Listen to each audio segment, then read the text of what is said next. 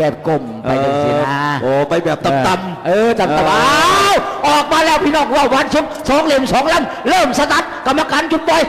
ยออกมาอย่างเป็นทางการบ่าวขอบอล เอาล่ะพี่น้องไปจับตะมองจ้องตะเบิงน้ำกันพี่น้องไปเที่ยวนี่ดูเด็ดเผ็ดมันแน่นอนพี่น้องเอ้ยเพราะว่าเคลื่อนดีเคลื่อนดังทั้งสองลำสองบ้านสองเมืองหนึ่งแขวงระหว่างเมือง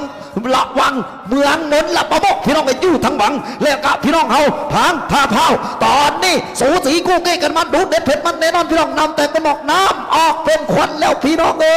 ย ข้าวพ่อสีขาวแบบดอกแยกข้าวพ่อสีขาวแบบเมืองมุนหลากหลายสีจู้จี้กันมาคู่ขี้กันมาจู้จี้กันมากอดคอกันมาเสมอกันสวรรค์เกิดพี่น้องเอ้ยไผจะเอาชนะไผเบิ่งด้วยสายตาเบิ่งออกบ่ได้ว่าไผจะซื้อสิงกันอะไรเอาพี่น้องเอ้ยเอาตามสายตาโคศกปัจจุบันนี้ท่าโพนำหน่อยหนึ่ง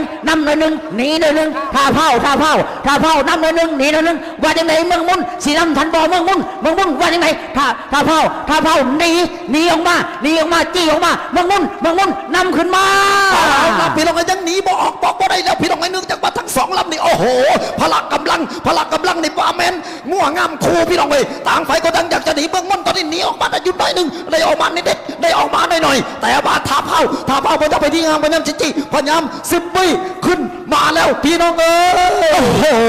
สองเล่มสำหรับคู่ขี้สูสีกันดีพี่น้องบ่มีไผจะไม่ไก่บ่มีไผจะกอดคอกันได้เพื่อนคู่ขี้สูสีเก็บกันมาจี้กันมาสองเล่มสำหรับคู่ขี้กันมากอดคอกันมาพี่น้องเอ้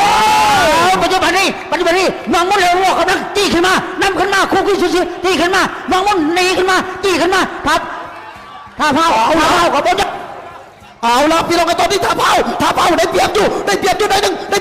ถึงปานกลางเอาละวะในหัวกระสังไปในใต้กระสังขอแล้วเมืองมุ่นหนีนำอยู่เมืองมุ่นนำขึ้นมาแล้วว่าจะไรท่าเผาหนีได้บ่ท่าเผาเมืองมุ่น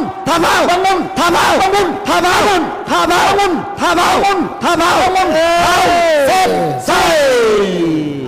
บังบ่ออกบ่ได้นอกประทานเพื่อหักแพง